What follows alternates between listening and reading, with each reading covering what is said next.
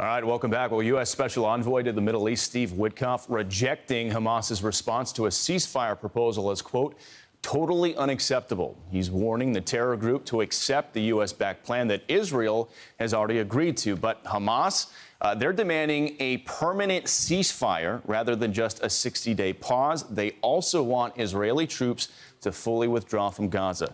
For more on this, we're going to bring in former Trump Deputy National Security Advisor KT McFarland. KT, good morning to you. Good to see you. Thanks for coming on. Let's go into what Steve Witkoff posted on X last night. If we can pull that up right now, he's not happy with Hamas changing the terms here. He says, quote, I received the Hamas response to the United States proposal. It is totally unacceptable and only takes us backward. Hamas should accept the framework proposal we put forward as the basis for proximity talks. So, shocker, this terror group has apparently changed the terms of the deal last minute. Now it looks like that deal is at risk. Your thoughts? Well, that's exactly how Hamas negotiates, right? They just want to string the process along. As President Trump says, they're just tapping us along, whether it's Hamas, whether it's Iran, whether it's Putin and Russia, that they think that if they can just continue to string these negotiations out, the United States will either get tired of it or give them everything they want, or nothing really happens. At which point, you know, Hamas is still in charge, Putin is still in charge, Ukraine is still occupied, Iran is still building its nukes. It's the same story in all three of these groups. And the problem with it is President Trump doesn't think that process is progress. And unless there is progress, and he's got a calendar in his mind, unless there's progress by a certain point in the next couple of weeks, maybe a month or two, then there are dire consequences Hamas is going to pay. You know, Israel, President Trump has always said, Israel just finished the job. Well, if Israel finishes the job, it finishes Hamas. The problem always has been with Gaza, Bill, is what comes next. Once you get rid of Hamas, what comes next? If there's an election, the people are just as likely to elect Hamas again.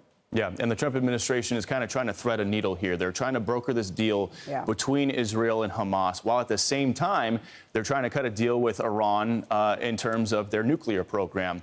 But according to reports, Iran is enriching uranium as these talks are continuing. Take a look at this statement right here, or this graphic right here, which kind of explains what's going on with Iran. Apparently, as these talks are going on, they've been working on the uranium. Here's Caroline Levitt reacting to that, saying in part, quote, President Trump has made it clear that Iran can never obtain a nuclear bomb. Special Envoy Witkoff has sent a detailed and acceptable proposal to the Iranian regime, and it's in their best interest to accept it. So, KT, as these reports emerge that Iran is enriching all this uranium as these talks are going on, you know Donald Trump. How do you think he's going to react to that? He's going to run out of patience. You know, he said Iran cannot get a nuclear weapon. So what Iran is trying to say is, okay, we're just going to have enriched uranium and use it for civilian purposes.